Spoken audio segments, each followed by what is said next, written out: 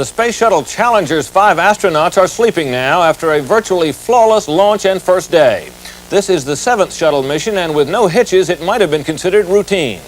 But as the Challenger climbed today, it carried an American woman astronaut, Sally Ride, into space and into history.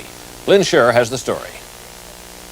She was grinning with excitement even before she left the Earth, even before the crowds here chanted, "Ride, Sally, ride," as Challenger took its supercharged journey into space.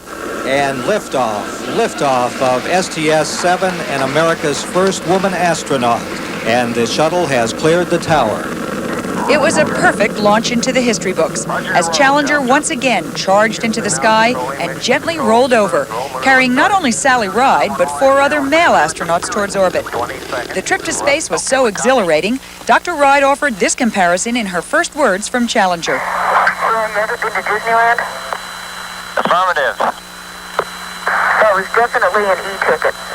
In other words, the best of all possible rides.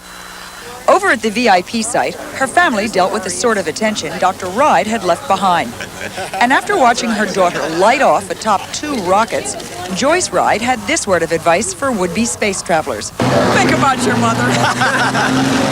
Later, the astronauts beamed down their first TV pictures of the payload bay and pointed out the cloud cover over Florida. Then this afternoon, with John Fabian at the controls and Sally Ride still grinning as she worked and played with the camera, they completed their first task, deployment of the Canadian communication satellite. Challenger's next goal will be to launch the Indonesian communication satellite tomorrow morning. Then on Wednesday, another satellite. But for many, by taking Sally Ride into space, the shuttle completed its most impressive mission when it left the pad this morning. Lynn Scher, ABC News at the Kennedy Space Center in Florida.